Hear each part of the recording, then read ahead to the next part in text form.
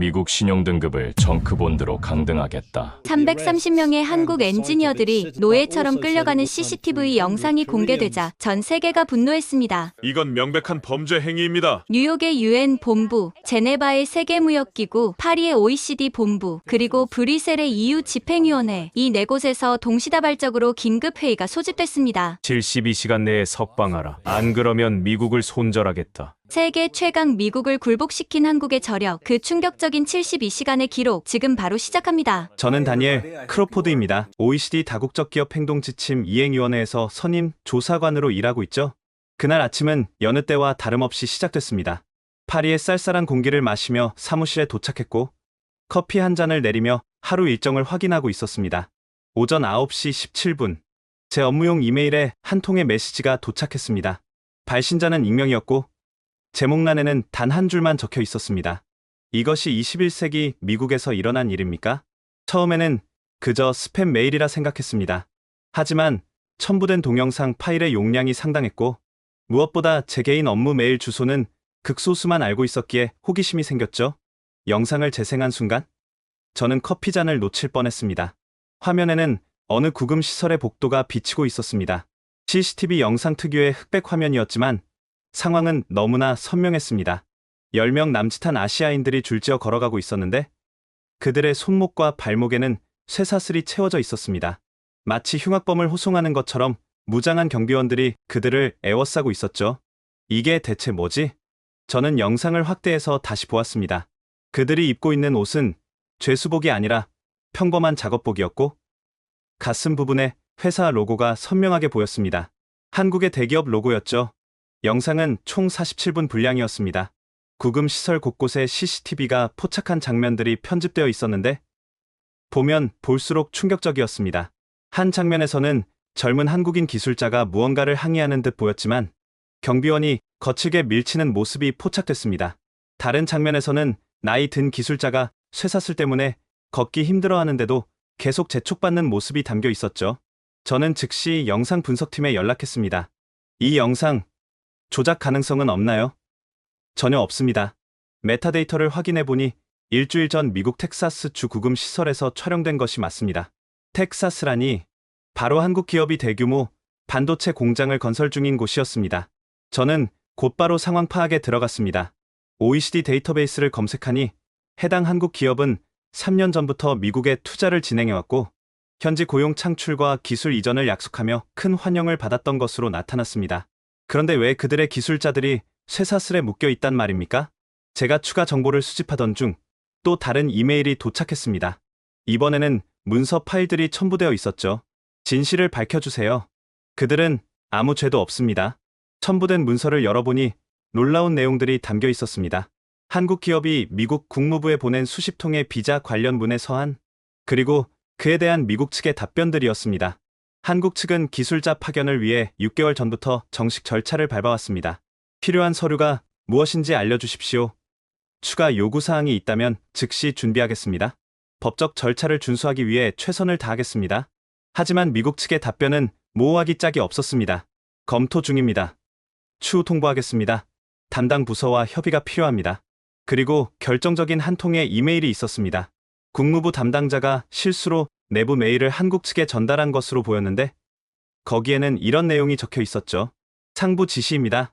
한국 기술자들의 비자 처리를 최대한 지연시키되 명확한 거절 사유는 남기지 마십시오.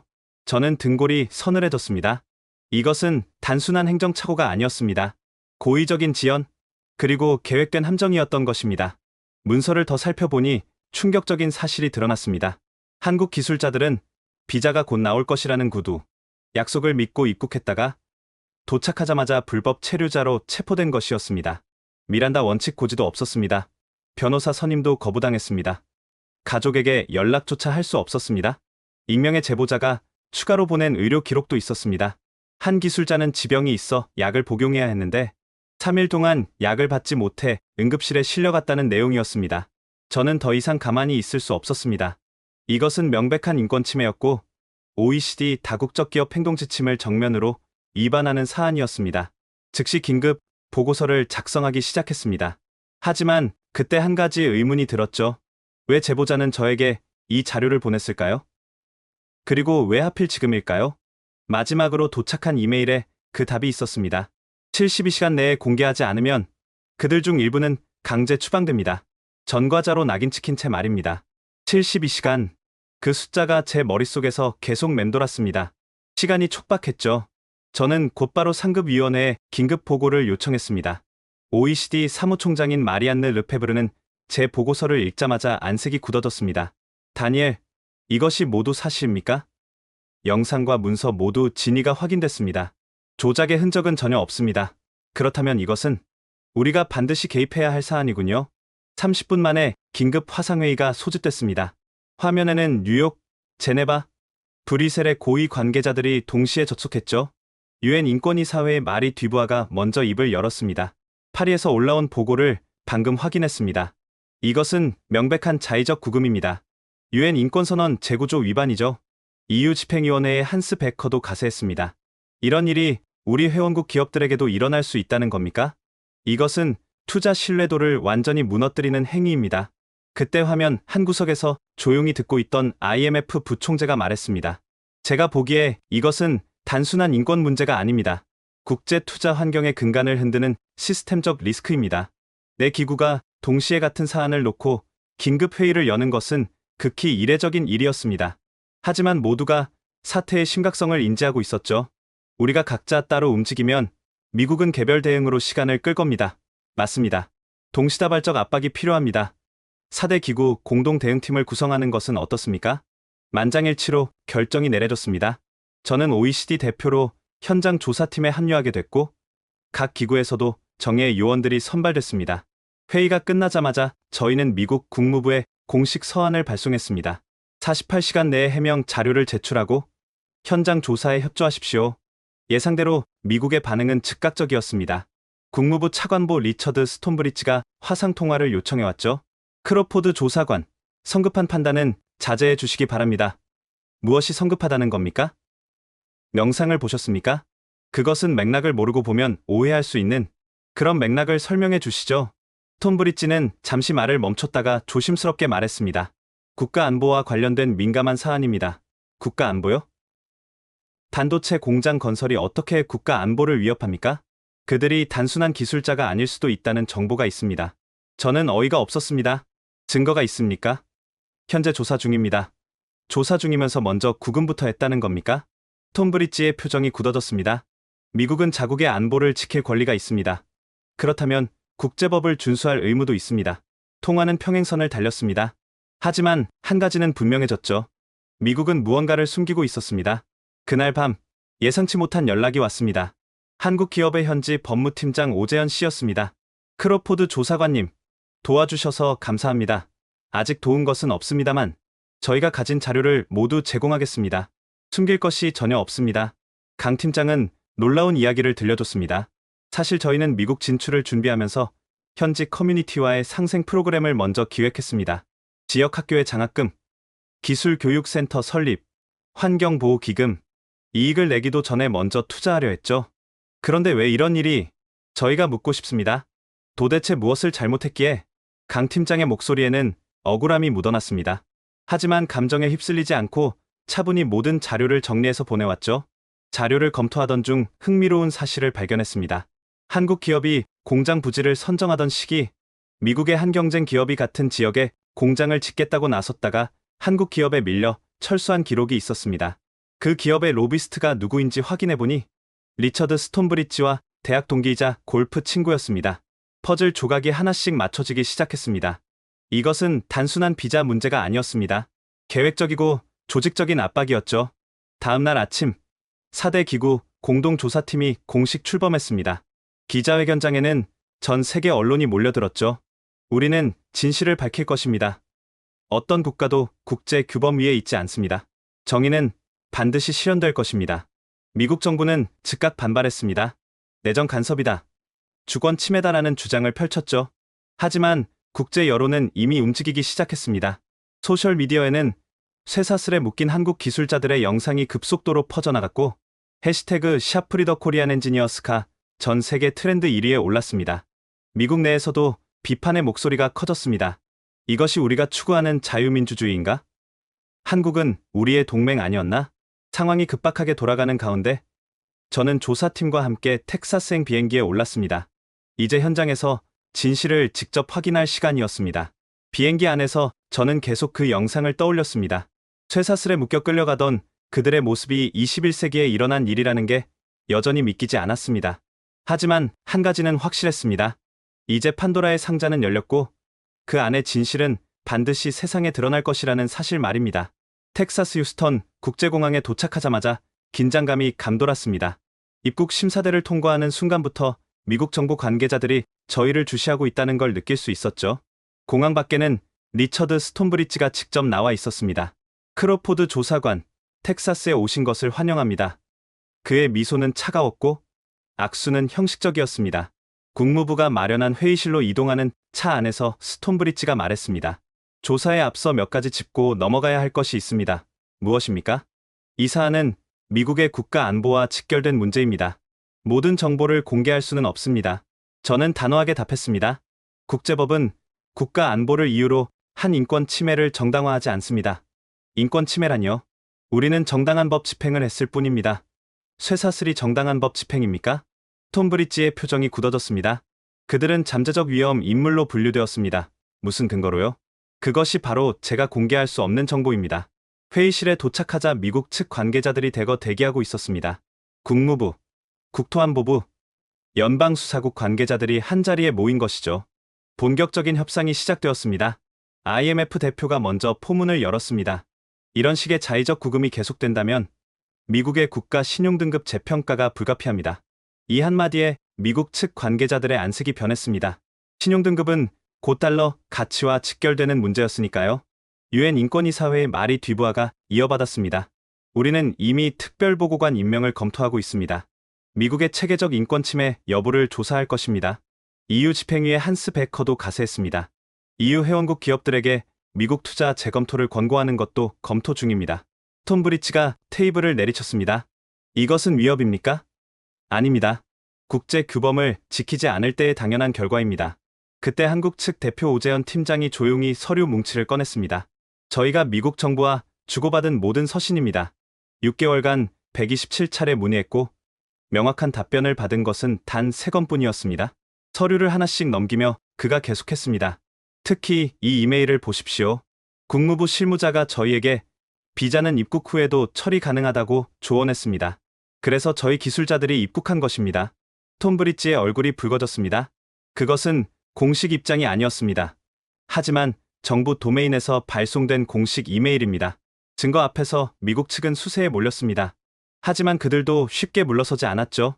국토안보부 관계자가 노트북을 열었습니다. 우리도 보여드릴 것이 있습니다. 화면에 뜬 것은 한국 기술자들의 노트북에서 발견됐다는 파일들이었습니다. 이 기술 문서들은 미국 기업의 영업 비밀과 유사합니다. 강 팀장이 즉각 반박했습니다. 그것은 저희가 독자 개발한 기술입니다. 특허도 이미 출원되어 있습니다. 하지만 유사성이 비슷하다고 해서 훔친 것입니까? 그럼 미국의 모든 반도체 기업도 서로를 고소해야겠군요. 논쟁이 격화되던 중 저는 결정적인 질문을 던졌습니다. 톰 브리지 차관보님, 록히드사와 개인적 친분이 있으십니까? 순간 회의실이 조용해졌습니다. 록히드사는 한국 기업과 같은 부지를 놓고 경쟁했다가 패배한 그 기업이었죠. 그것이 이 사안과 무슨 관련이 있는지 없는지는 조사를 통해 밝혀질 것입니다. 다만 이해충돌 가능성은 검토되어야 합니다. 톰 브리지의 손이 미세하게 떨렸습니다. 터무니없는 추측입니다. 그렇다면 록히드사가 이 건과 관련해 로비 활동을 한 기록을 공개할 수 있습니까? 대답 대신 침묵이 흘렀습니다. 유엔의 말이 뒤부하가 결정타를 날렸습니다. 우리는 이미 제네바 협약에 따라 국제사법재판소 제소를 준비하고 있습니다. 미국이 협조하지 않는다면 단독 조사권을 발동할 것입니다. 이것은 사실상 최후 통첩이었습니다. 국제사법재판소 제소는 미국의 국제적 신뢰도에 치명타가 될 수 있었으니까요. 1시간 동안 휴회가 선언되었습니다. 미국 측 관계자들은 급히 워싱턴과 통화를 시작했고 저희는 잠시 밖으로 나왔습니다. 복도에서 오재현 팀장이 제게 다가왔습니다. 크로포드 조사관님, 한 가지 더 보여드릴 것이 있습니다. 그가 태블릿을 꺼내 사진을 보여줬습니다. 구금된 기술자들이 수감 중에도 작성했다는 메모들이었죠. 이걸 보십시오. 그들은 갇혀 있으면서도 공장 설계를 개선하고 있었습니다. 현지 환경에 맞게 에너지 효율을 높이는 방법을 연구했죠. 메모에는 복잡한 수식과 도표가 빼곡했습니다. 이들이 산업 스파이입니까? 아니면 자신의 일에 열정을 가진 엔지니어입니까? 저는 그 메모를 보며 가슴이 뭉클해졌습니다. 극한 상황에서도 포기하지 않는 그들의 프로 정신이 느껴졌으니까요. 휴회가 끝나고 협상이 재개되었습니다. 톰브리지의 표정은 한층 어두워져 있었습니다. 우리는 재검토할 용의가 있습니다. 무엇을 재검토한다는 겁니까? 구금 조건과 절차에 대해서입니다. 하지만 저는 만족할 수 없었습니다. 조건 개선이 아니라 즉시 석방이 우선입니다. 그것은 48시간 내에 결정하십시오. 그렇지 않으면 4대 기구가 동시에 공식 절차에 들어갑니다. 회의는 팽팽한 긴장 속에 종료되었습니다. 그날 저녁, 저희는 드디어 구금 시설 방문 허가를 받았습니다. 미국 측도 더 이상 거부할 명분이 없었던 것이죠. 밖으로 나오자 텍사스의 뜨거운 햇살이 얼굴을 때렸지만 제 마음은 차가운 분노로 가득했습니다. 국가안보라는 이름으로 자행된 이 불의를 반드시 바로잡아야 한다고 다짐했습니다. 그리고 그 첫걸음은 구금된 한국 기술자들을 직접 만나는 것이었습니다. 텍사스에 도착한 다음 날 새벽 5시, 드디어 구금 시설로 향했습니다. 미국 측은 끝까지 거부하려 했지만 전날 협상에서 국제적 압박을 더는 버틸 수 없었던 것이죠. 시설은 휴스턴 외곽의 황량한 사막지대에 있었습니다. 새벽의 차가운 공기 속에서도 열기가 느껴지는 텍사스 특유의 건조한 바람이 불어왔죠. 높은 철조망과 감시탑이 마치 군사 기지를 연상케 했습니다. 입구에서 몸수색을 받는 동안 동행한 유엔 인권이사회 직원이 중얼거렸습니다. 일반 구금 시설치고는 보안이 너무 삼엄한데요. 경비원들의 표정은 경직되어 있었습니다. 그들도 이 상황이 정상적이지 않다는 걸 알고 있는 듯했죠. 안으로 들어서자 긴 복도가 펼쳐졌습니다. 바로 그 CCTV 영상에서 본 그곳이었습니다. 형광등의 차가운 빛 아래 회색 콘크리트 벽이 끝없이 이어졌죠. 드디어 한국 기술자들이 수감된 구역에 도착했습니다. 첫 번째로 만난 사람은 박하진 씨였습니다. 42세, 반도체 공정 전문가로 15년 경력의 베테랑이었죠. 그는 구금된 기술자들의 비공식 대표 역할을 하고 있었습니다. 그의 손목에는 여전히 쇠사슬 자국이 선명했습니다. 보라색으로 변한 멍과 함께 살같이 벗겨진 상처가 아직 아물지 않았죠. 박 선생님, 상태는 어떠십니까? 견딜 만합니다. 다른 분들이 더 걱정입니다. 그의 침착함이 오히려 제 마음을 더 아프게 했습니다. 처음 구금되었을 때 상황을 설명해 주시겠습니까? 박하진 씨는 차분히 그날을 회상했습니다. 공항에 도착하자마자 별도 심사실로 안내받았습니다. 처음에는 일반적인 입국 심사인 줄 알았죠. 하지만 5시간이 지나도 끝나지 않았습니다. 그리고요? 갑자기 무장 요원들이 들어왔습니다. 비자 위반이라며 체포한다고 했죠. 저희는 항의했습니다. 회사에서 모든 절차를 진행 중이라고 국무부 담당자와도 통화했다고 말했지만 소용없었습니다. 그가 잠시 말을 멈추고 물을 한 모금 마셨습니다. 가장 충격적인 건 쇠사슬이었습니다. 저희가 무슨 흉악범입니까? 제 전공은 나노, 공정, 최적화입니다. 20개의 특허를 보유하고 있고 한국 대통령 표창도 받았습니다. 그런데 여기서는 그저 범죄자 취급입니다. 그가 이어서 말했습니다. 집에 아이가 셋 있습니다. 큰애가 중학교 입학식인데 아빠가 왜 안 오냐고 묻는다고 아내가 전화로 울면서 그는 말을 잊지 못했습니다. 옆방에서 만난 정기영 기술고문은 65세의 원로 엔지니어였습니다. 무릎 보호대를 차고 절뚝거리며 걸어왔죠. 젊은 사람들이 더 고생입니다. 저야 늙은이라 이런 일도 겪어보지만 하지만 그의 눈에서도 억울함이 묻어났습니다. 40년간 반도체 개발에 몸바쳤습니다. 삼성전자 1세대 엔지니어로 시작해서 한국 반도체 산업의 산증인이죠. 미국 스탠포드에서 박사 학위도 받았습니다. 그런데 여기서는 그저 잠재적 스파이입니다. 그가 지팡이를 짚으며 말을 이었습니다. 무릎 수술을 3개월 전에 했습니다. 의사가 절대 무리하지 말라고 했는데 쇠사슬을 차고 8시간을 서 있었습니다. 진통제를 달라고 했지만 확인이 필요하다며 이틀을 기다리게 했죠. 세 번째로 만난 김주영 씨는 29세의 젊은 엔지니어였습니다. 카이스트를 수석 졸업하고 입사 3년 차인 촉망받는 인재였죠. 미란다 원칙이요? 들어본 적도 없습니다. 변호사? 요청했지만 나중에라는 답만 돌아왔죠. 그가 말을 이었습니다. 가장 힘든 건 가족과 연락이 안 된다는 거였어요. 아내가 임신 8개월인데 첫 아이라 불안해하는데 제가 갑자기 사라져서 얼마나 걱정했을까요?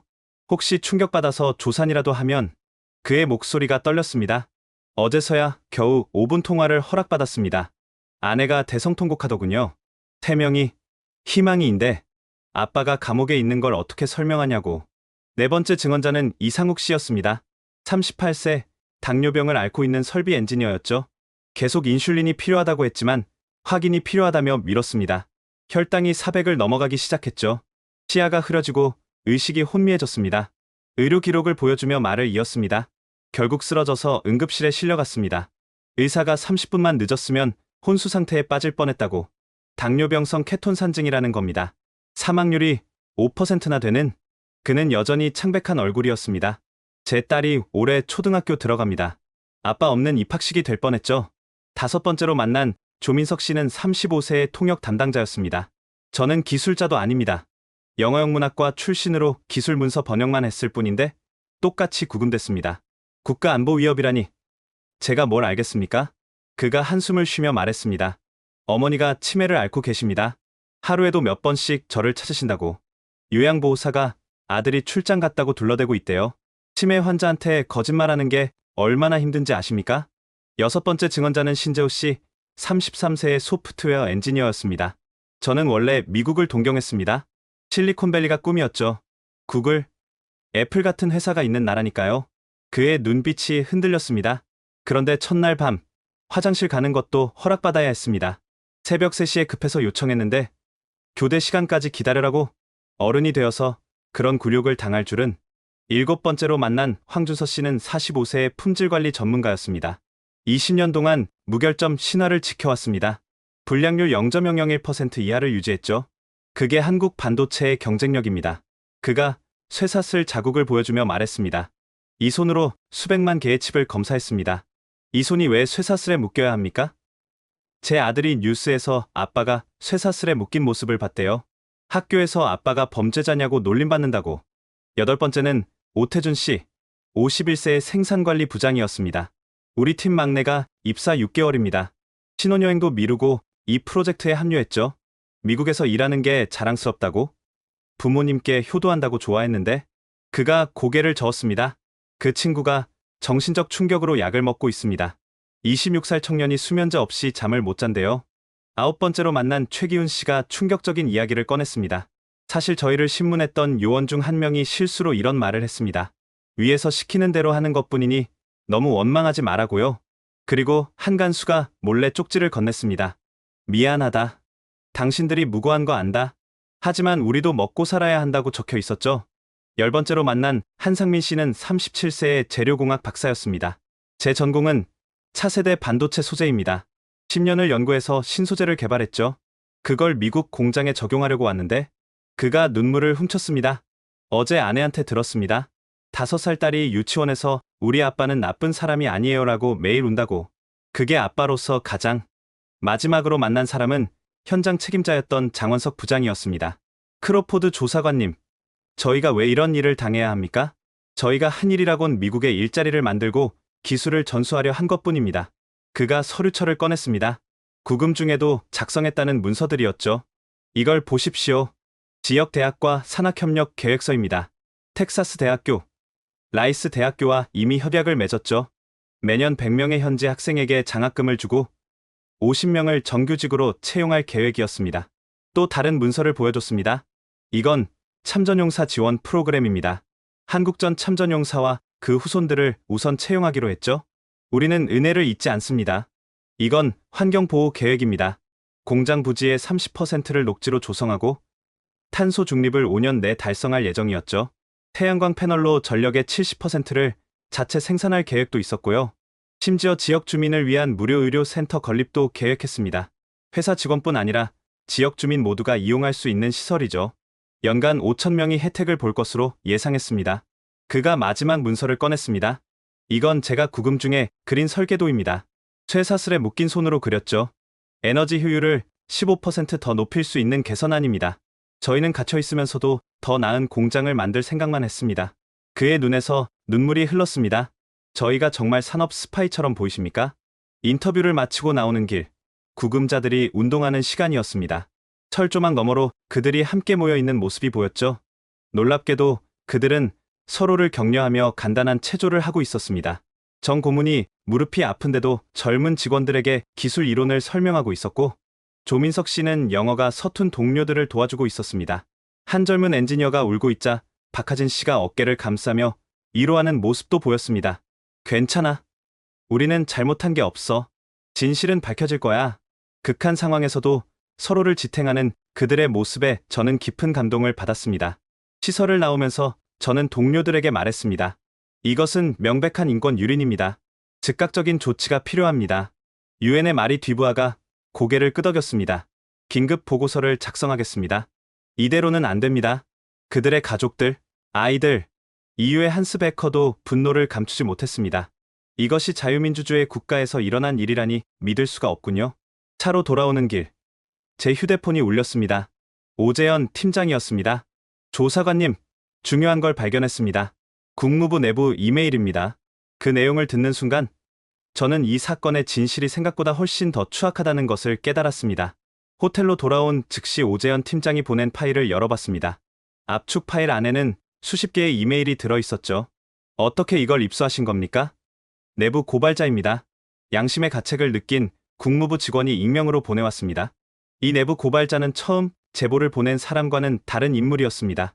미국 정부 내부에서도 이 사건에 대한 우려가 커지고 있었던 것이죠. 첫 번째 이메일부터 충격적이었습니다. 발신자는 리처드 스톤브리지, 수신자는 국토안보부 고위 관료였습니다. K테크사의 미국 진출을 최대한 지연시킬 것. 단, 공식적인 거부 사유를 남기지 말 것. K테크는 한국 기업의 코드명이었습니다. 두 번째 이메일은 더 노골적이었습니다. 로키드사가 재진입할 시간을 벌어야 한다.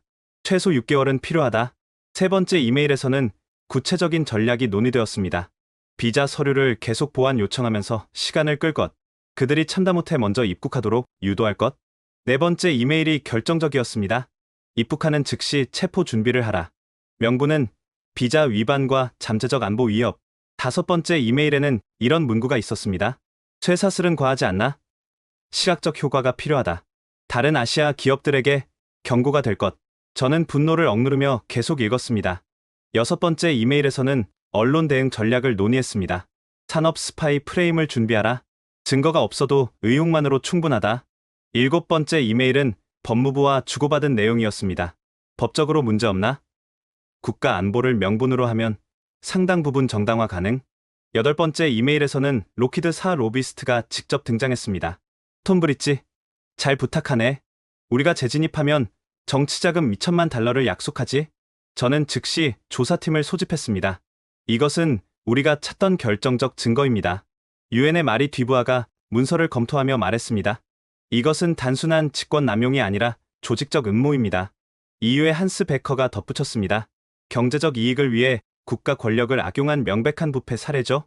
IMF 대표도 심각한 표정이었습니다. 이런 일이 계속된다면 국제 투자 시스템 자체가 붕괴됩니다. 저는 곧바로 스톤브리지에게 긴급 면담을 요청했습니다. 30분 후 그가 호텔 로비에 나타났습니다. 크로포드 조사관, 이렇게 늦은 시간에 무슨 일입니까?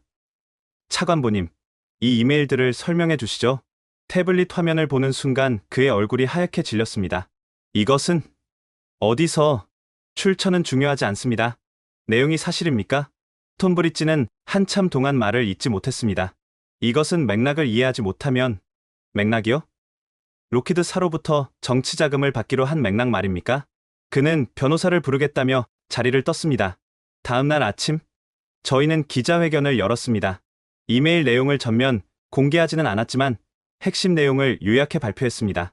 미국 정부가 특정 기업의 이익을 위해 한국 기업의 진출을 조직적으로 방해했다는 증거를 확보했습니다. 기자들의 질문이 쏟아졌습니다. 구체적으로 어떤 증거입니까? 현재 수사의 공정성을 위해 상세 내용은 공개할 수 없습니다. 하지만 고위 공무원들이 연루된 것은 확실합니다. 한국 정부의 반응은 어떻습니까? 한국 정부는 자국민 보호를 위해 모든 외교적 조치를 취할 것이라고 밝혔습니다. 미국 정부의 해명은? 아직 공식 답변을 받지 못했습니다. 기자회견이 끝나자마자 파장이 시작됐습니다. 뉴욕 증시는 즉각 반응했습니다. 로키드사 주가가 10% 폭락했고 달러 가치도 흔들리기 시작했죠. 미국 언론들도 대서특필했습니다. 국가 권력을 사유한 스캔들. 21세기 최악의 경제 부패 사건. 소셜미디어는 더 뜨거웠습니다. 이것이 미국식 자본주의의 민낯. 한국에게 사과하라. 스톤브리지를 구속하라. 백악관도 더 이상 침묵할 수 없었습니다. 대변인이 긴급 브리핑을 열었죠. 현재 내부 조사를 진행 중입니다. 사실로 확인되면 엄정하게 처리하겠습니다. 하지만 이것은 시작에 불과했습니다.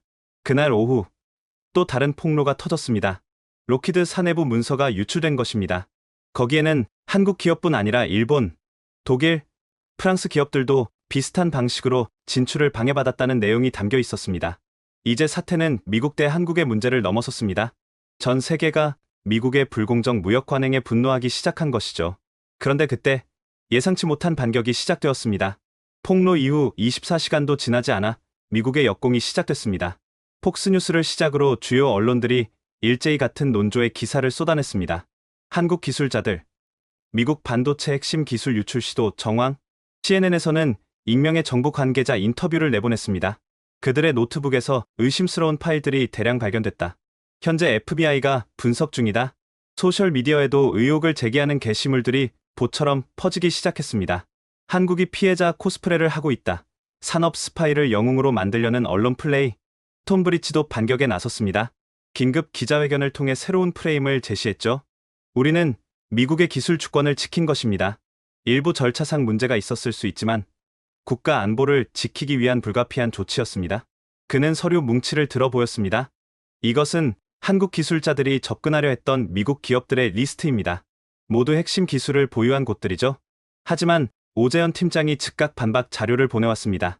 그 리스트는 저희가 장비 구매를 위해 접촉한 정상적인 거래처들입니다. 모든 미팅은 공식 절차를 통해 이뤄졌습니다. 증거도 첨부되어 있었습니다.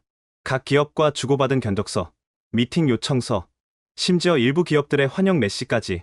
저는 이 자료를 들고 다시 언론에 나섰습니다. 미국이 제시한 증거들은 모두 정상적인 비즈니스 활동입니다. 이것을 스파이 활동이라고 한다면 미국에서 사업하는 모든 외국 기업이 스파이가 되는 셈입니다. 그러나 미국의 공세는 더욱 거세졌습니다. 국토안보부 장관이 직접 나섰습니다. 우리는 동맹국이라도 예외를 둘 수 없습니다. 기술 패권은 곧 국가의 미래입니다. 펜타곤도 가세했습니다. 한국 기업의 기술이 중국으로 흘러갈 가능성을 배제할 수 없다. 이 발언은 한국을 크게 자극했습니다. 한국 외교부가 즉각 성명을 발표했죠. 우리는 미국의 가장 신뢰할 수 있는 동맹입니다. 근거 없는 의혹 제기는 양국 관계를 훼손할 뿐입니다. 한국 국민들의 분노도 폭발했습니다. 서울 미국 대사관 앞에서 대규모 시위가 벌어졌고 불매운동 움직임도 시작됐죠. 이때 결정적인 반전이 일어났습니다. 미국 반도체 업계에서 목소리를 낸 것입니다. 인텔, 퀄컴, 엔비디아 등 주요 기업들이 공동 성명을 발표했습니다. 한국 기업은 공정한 경쟁자이자 협력 파트너입니다. 정치적 이유로 그들을 배제하는 것은 미국 산업계에도 해롭습니다. 특히 애플의 팀 쿡 CEO가 개인적으로 트윗을 올렸습니다. 혁신은 협력에서 나옵니다. 보호주의는 모두를 퇴보시킬 뿐입니다. 미국 내부에서도 균열이 생기기 시작한 것이죠. 그런데 이때 예상치 못한 곳에서 지원군이 나타났습니다. 일본 경제산업성이 성명을 발표한 것입니다. 한국 기업이 겪은 일은 일본 기업도 겪을 수 있는 일입니다. 우리는 공정한 국제 무역 질서를 요구합니다. 독일도 가세했습니다. EU는 회원국 기업들의 정당한 경제 활동을 보호할 의무가 있습니다. 프랑스까지 나섰습니다. 자유무역의 가치는 어떤 명분으로도 훼손될 수 없습니다. 미국이 국제적으로 고립되기 시작한 것입니다. 하지만 스톤브리지는 끝까지 물러서지 않았습니다. 그는 폭스뉴스와의 단독 인터뷰에서 승부수를 던졌죠. 저는 미국을 지키려 했을 뿐입니다. 그것이 범죄라면 기꺼이 감수하겠습니다. 하지만 이 발언이 오히려 역효과를 냈습니다. 그가 마치 희생양인 것처럼 연기하는 모습에 많은 사람들이 역겨움을 느낀 것이죠. 특히 구금됐던 한국 기술자 중 한 명인 박하진 씨가 병원 침대에서 인터뷰한 영상이 공개되면서 분위기가 완전히 바뀌었습니다. 저는 미국을 존경했습니다. 기술 선진국이자 공정한 경쟁을 하는 나라라고 믿었죠. 하지만 이제는 모르겠습니다. 그의 눈물이 전 세계인의 마음을 움직였습니다. 바로 그때 오재현 팀장이 또 다른 폭탄을 준비하고 있었습니다. 오재현 팀장이 준비한 것은 300페이지가 넘는 프레젠테이션이었습니다. 크로포드 조사관님, 이것은 저희가 미국에서 실행하려 했던 전체 계획입니다.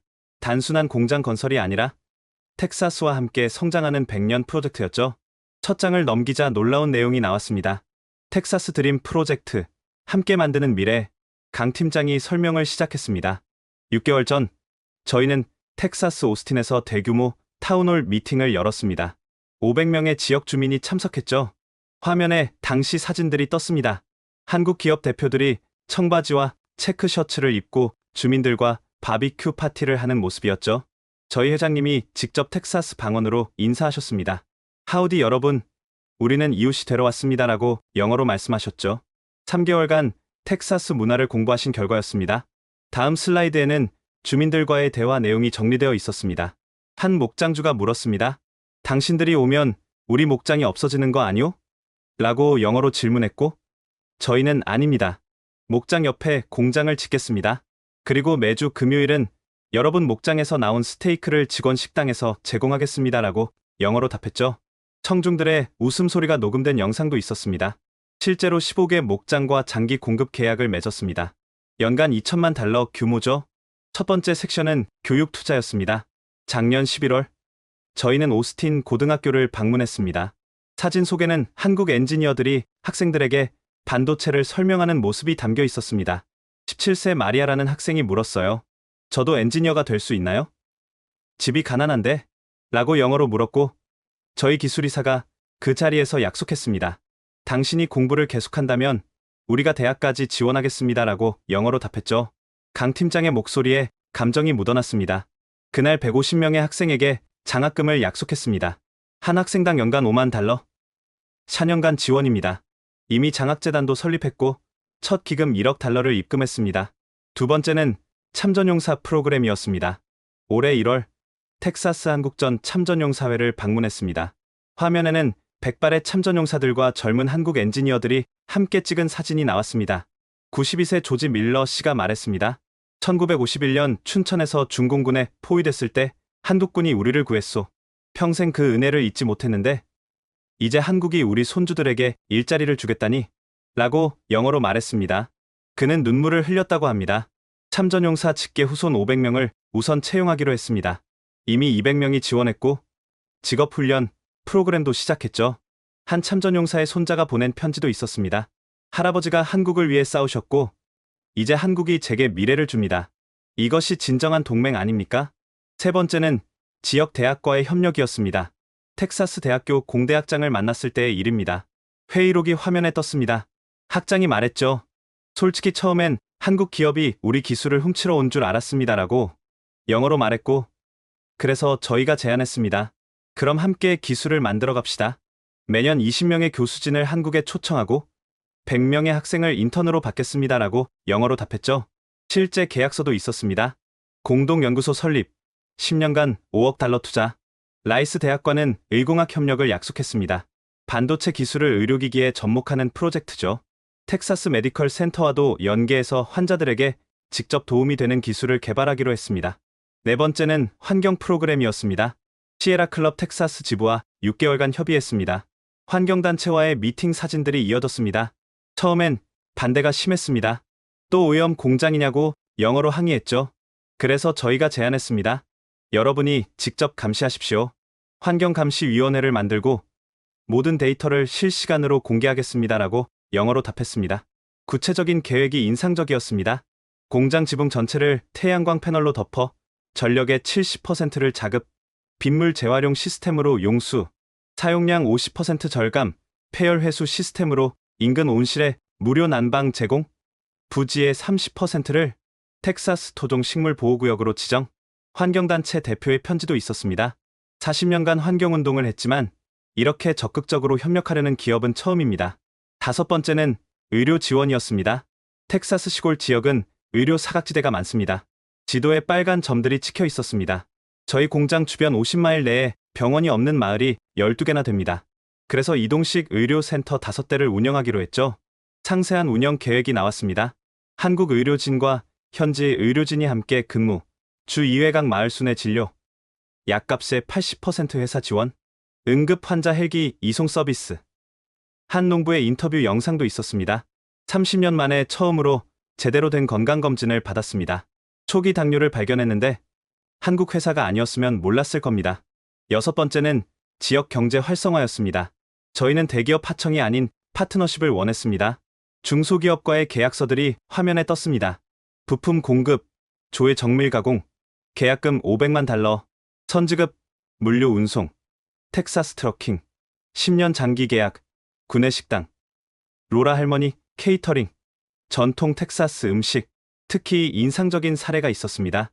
밥스 웰딩이라는 3명짜리 용접 회사가 있었습니다. 폐업 위기였죠. 저희가 기술 교육을 제공하고 최신 장비를 지원했습니다. 이제 30명을 고용하는 회사가 됐습니다. 밥스 웰딩 사장의 동영상 메시지가 재생됐습니다. 한국 회사가 우리를 살렸습니다. 단순한 갑을 관계가 아니라 진짜 파트너입니다. 7번째는 문화 교류 프로그램이었습니다. 텍사스 로데오 축제 후원, 김치 바비큐 퓨전 요리 대회 개최, 한국어와 영어 교환 학습 프로그램, 텍사스 컨트리 음악과 K-팝 합동 공연, 작년 시범 행사 사진들이 나왔습니다. 카우보이 모자를 쓴 한국 엔지니어들과 한복을 입은 텍사스 주민들이 함께 춤추는 모습이었죠. 문화는 섞이면 더 풍성해진다고 믿습니다. 강 팀장이 마지막 섹션을 열었습니다. 미래 세대를 위한 투자입니다. 어린이 코딩 교실, 매주 토요일 무료 운영, 청소년 로봇 경진대회 우승팀, 한국 연수, 여성 엔지니어 멘토링 프로그램, 은퇴 엔지니어 재교육 과정, 특별한 약속도 있었습니다. 공장이 흑자를 내는 해부터 매년 이익의 10%를 지역사회에 재투자하겠습니다. 이것은 법적 구속력 있는 약속입니다. 실제로 공증된 서류를 보여줬습니다. 그런데 가장 감동적인 것은 마지막 페이지였습니다. 구금된 우리 직원들이 감옥에서 작성한 것입니다. 손으로 그린 도면이었습니다. 텍사스 어린이 과학관 설계도 쇠사슬에 묶인 손으로 그렸습니다. 자유를 빼앗겼지만 텍사스 아이들의 미래를 생각하는 마음은 빼앗기지 않았습니다. 도면 아래 메모가 적혀 있었습니다. 우리가 나가면 꼭 지을 것입니다. 텍사스 아이들이 우주를 꿈꾸는 곳. 한국 기술자들의 약속. 저는 이 자료를 들고 긴급 기자회견을 열었습니다. 여러분이 보시는 것이 한국 기업의 진짜 의도입니다. 기술을 훔치려 한 것이 아니라 기술을 나누려 했습니다. 일자리를 빼앗으려 한 것이 아니라 함께 성장하려 했습니다. 프레젠테이션을 하나씩 공개할 때마다 기자들의 탄성이 터져 나왔습니다. 한 텍사스 지역 기자가 울먹이며 물었습니다. 제 아버지가 한국전 참전용사입니다. 이런 기업을 우리가 거부했다니. 또 다른 기자가 말했습니다. 이것은 투자가 아니라 헌신입니다. 100년을 내다본 약속이군요. 강 팀장이 마지막으로 말했습니다. 미국은 기회의 땅이라고 배웠습니다. 저희도 그 기회의 일부가 되고 싶었습니다. 주는 것이 아니라 함께 만들어가고 싶었습니다. 저희 직원들은 아직도 미국을 믿습니다. 텍사스를 사랑합니다. 쇠사슬을 풀어주신다면 저희는 약속을 지킬 것입니다.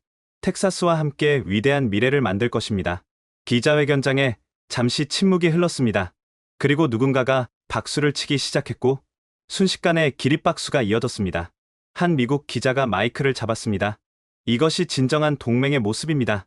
우리가 한국에게 큰 잘못을 저질렀습니다. 로키드 사법무팀 직원이었던 제시카 밀러가 언론에 나타났습니다. 저는 더 이상 침묵할 수 없습니다. 우리 회사가 정부와 공모의 경쟁사를 제거하려 했습니다. 그녀가 공개한 내부 문서는 충격적이었습니다.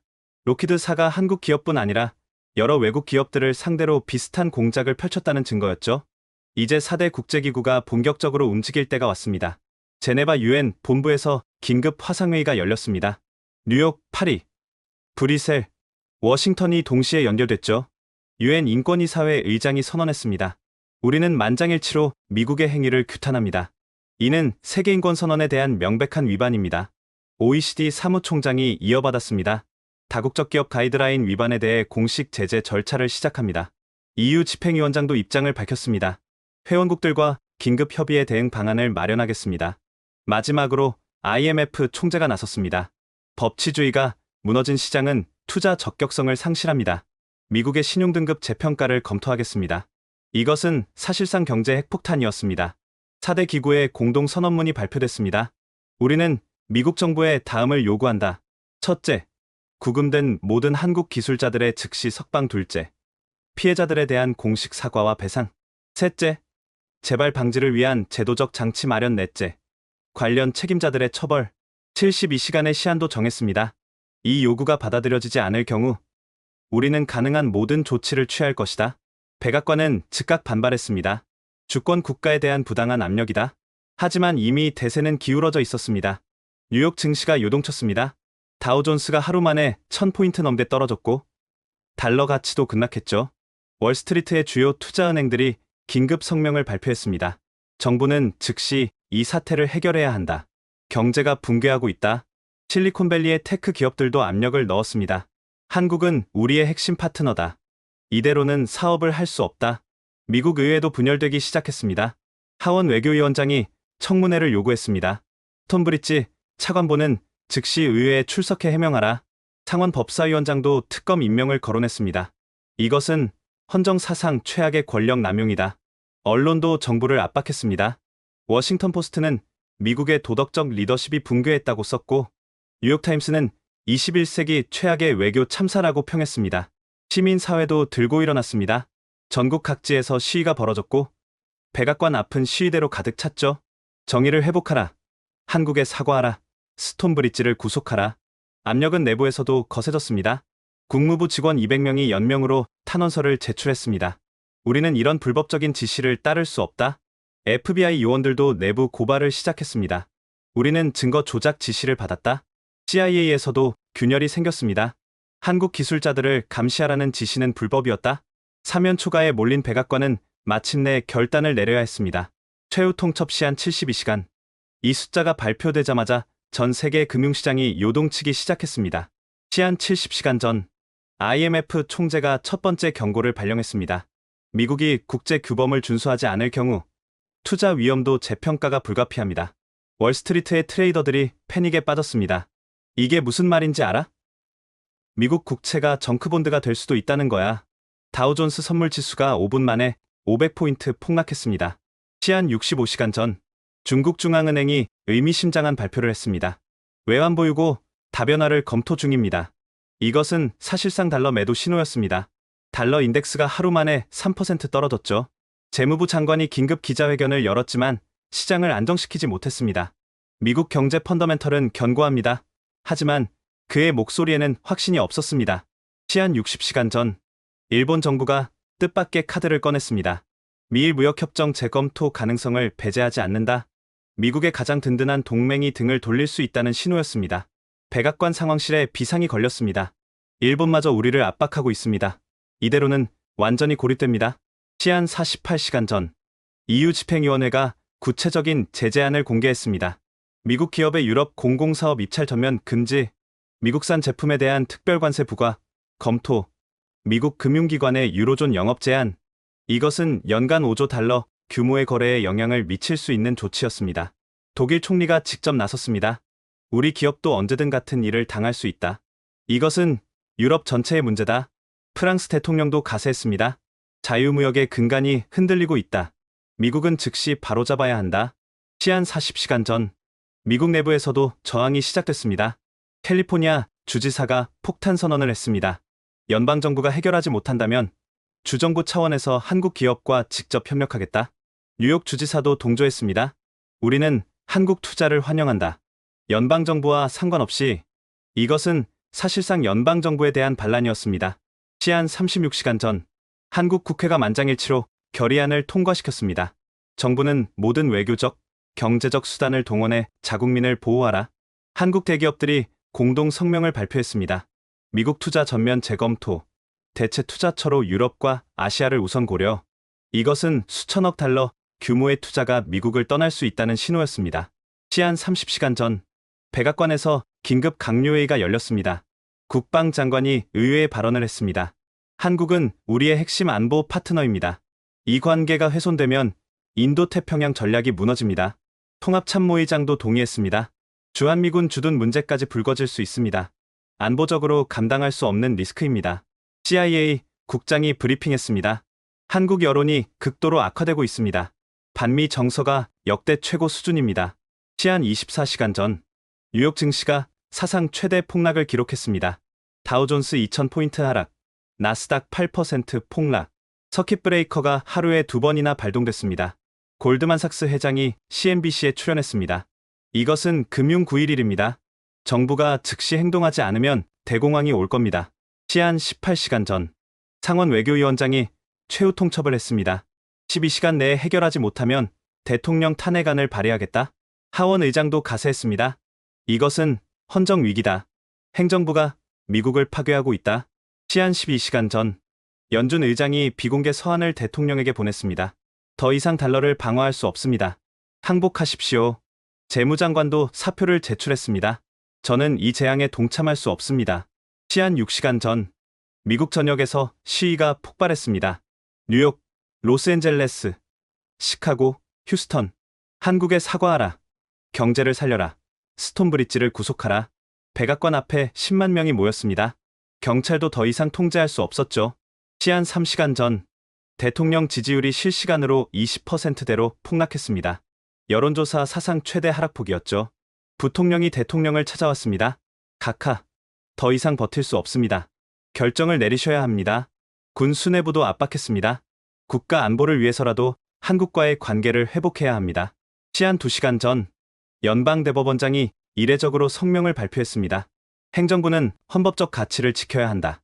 법치주의는 협상 대상이 아니다. 이것은 사법부마저 대통령을 압박한다는 신호였습니다. 시한 1시간 전, 대통령 비서실장이 최종 보고를 했습니다. 각하, 의회는 탄핵을 준비하고 있습니다. 증시는 내일 개장과 동시에 붕괴할 것입니다. 동맹국들은 모두 등을 돌렸습니다. 국민들은 거리에 나와 있습니다. 대통령은 창밖을 바라봤습니다. 백악관 앞 광장은 시위대로 가득했죠. 우리가 적군. 그의 목소리는 힘이 없었습니다. 시한 30분 전, 대통령이 집무실에 강요들을 소집했습니다. 한국 측 요구를 전면 수용한다. 즉시 발표 준비를 하라. 국무장관이 안도의 한숨을 쉬었습니다. 현명한 결정이십니다. 각하. 시한 10분 전, 백악관 대변인이 기자실로 향했습니다. 손에는 한 장의 성명서가 들려 있었죠. 전 세계가 숨을 죽이고 그의 입을 주시했습니다. 미국이 무릎을 꿇는 역사적 순간이 다가오고 있었습니다. 텍사스 구금시설 앞은 이른 아침부터 기자들로 가득했습니다. 오전 9시 정각, 철문이 열렸습니다.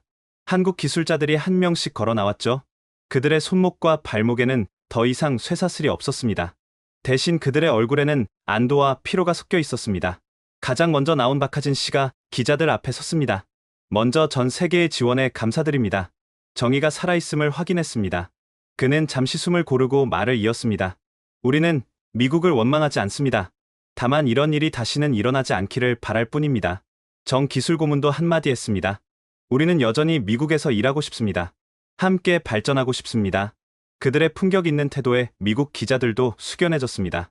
공항으로 가는 버스 안에서 그들은 조용히 창밖을 바라봤습니다. 텍사스의 광활한 대지가 펼쳐져 있었죠. 언젠가는 다시 올 겁니다. 제대로 된 절차를 밟아서. 누군가의 중얼거림이 들렸습니다. 그 시각 워싱턴에서는 스톤브리지가 체포되고 있었습니다. 직권남용과 뇌물수수 혐의로 체포한다. 그는 침묵을 지킨 채 연행됐습니다.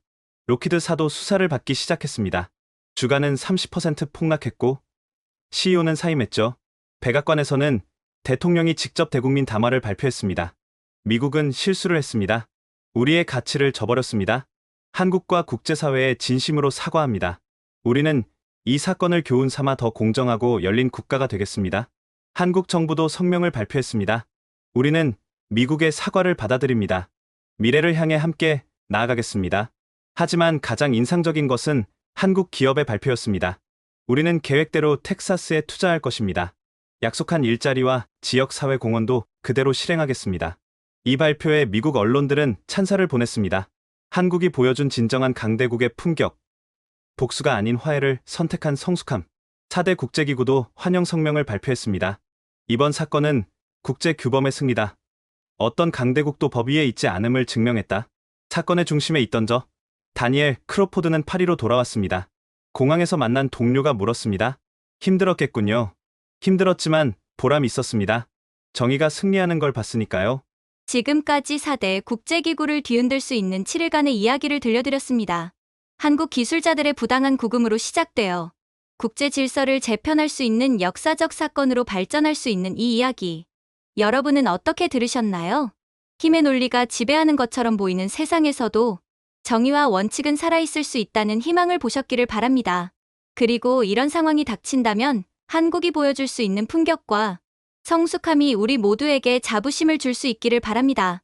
이런 이야기가 더 많은 사람들에게 전해져서 정의가 살아있는 세상을 만드는데 도움이 되었으면 좋겠습니다. 오늘 이야기가 마음에 드셨다면 정의를 믿는 모든 이들에게 이 영상을 공유해주세요. 구독과 좋아요도 부탁드립니다. 지금까지 원더풀 해외 사연이었습니다. 감사합니다.